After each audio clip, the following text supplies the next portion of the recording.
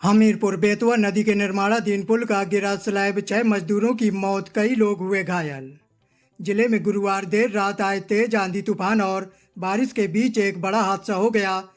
गुरुवार शुक्रवार की रात लगभग 3 बजे बेतवा नदी पर बन रहे निर्माणाधीन पुल का स्लैब अचानक भर भरा कर गिर गया, जिससे वहां सो रहे मजदूर मलबे में दब गए। हादसे में अब तक 6 मजदूरों की मौत की खबर है। कई मजदूरों के अब भी फंसे होने की आशंका जताई जा रही है। मौके पर पुलिस प्रशासन और एसडीआरएफ की टीमें राहत एवं बचाव कार्य में जुटी हैं।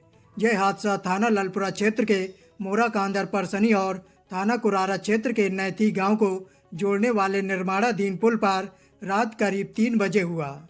बताया गया है कि तेज बारिश और आंधी के दौरान पुल का स्लैब अचानक ढह गया।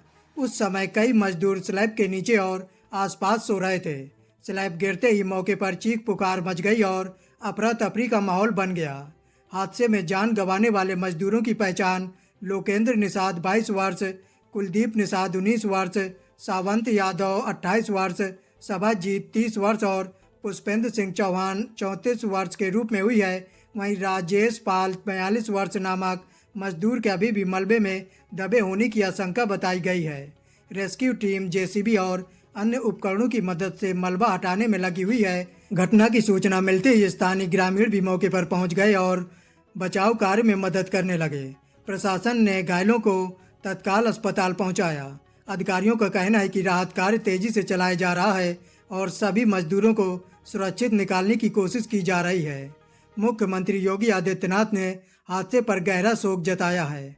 उन्होंने कहा कि हमीरपुर में बेतवा नदी पर हुई यह दुर्घटना अत्यंत दुखद और हृदय विदारक है।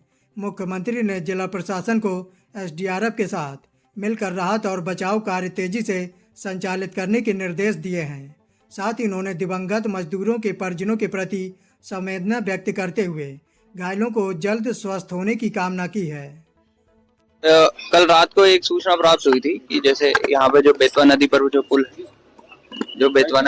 है, उसमें जो है एक कॉलम, एक सेगमेंट जो है उसमें नीचे गिर गया है। इसमें कुछ लोगों के नीचे दबे हुए होने की आशंका जताई गई थी।